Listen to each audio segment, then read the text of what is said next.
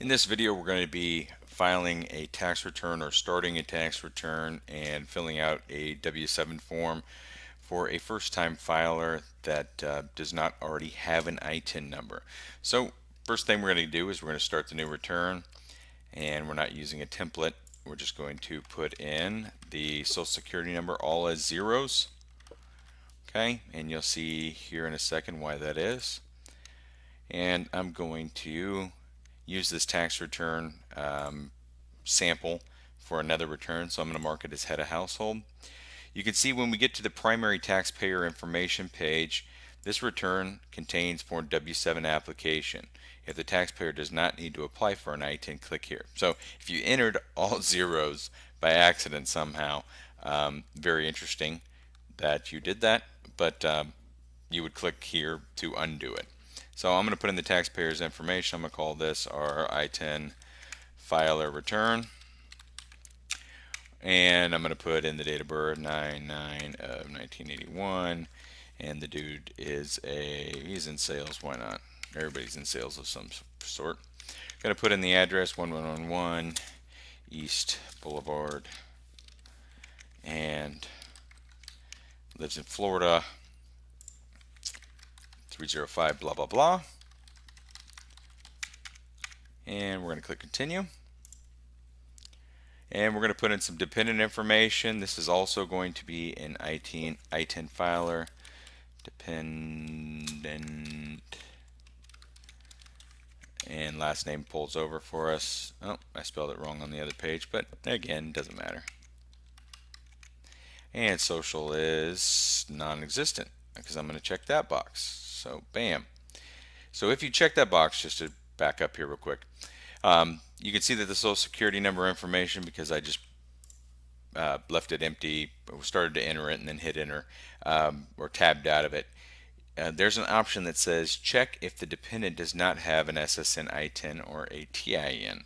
I'm going to click right there. Reason being is because this dependent will be completing Form W-7. That's correct.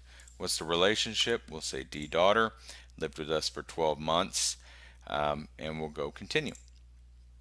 Okay, so I'm not too concerned with filling out the rest of this return.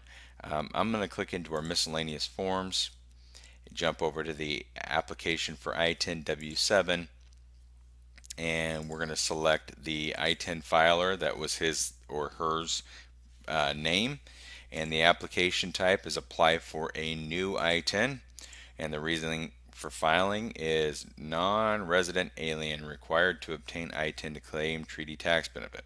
Non-resident alien filing a U.S. tax return and not eligible for a social. We're going to go with that one. Okay. Click continue. Male. Country of birth, we'll say that it is Mexico. City of birth. And the state, pardon my ignorance, but we're going with that. Keeping it real uniform. Applicant has applicant's birth name. Nope.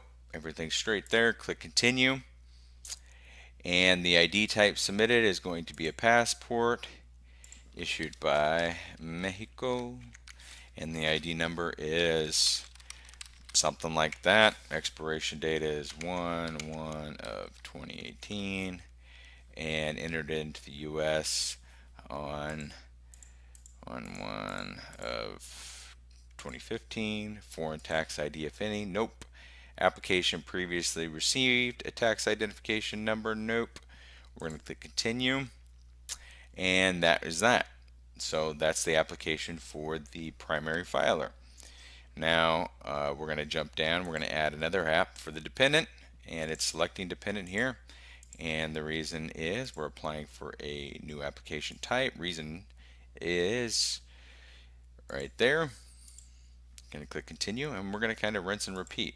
We selected it as daughter, so we're going female here. Country of birth, again, pardon my ignorance for not knowing all of the states in Mexico, but it's all good. And we're going to click continue. and issued by, we're going to go with passport, issued by Mexico. And the ID number, again, is some random keyboard mashing. The expiration date is going to be, sure. And the date that they entered into the US is sure. Okay. We'll click continue and we're ready to go.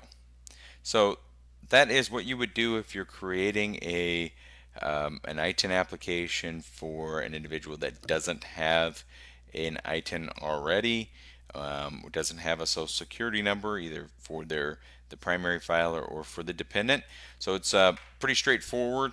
You're going to go in, if you use all zeros for the primary filer, check the box for the dependent, and just rock and roll through the form. So hopefully that was super simple and straightforward. Oh, and one other quick thing. In the event that the dependent hasn't actually entered into the United States, so we have a date entry into the U.S.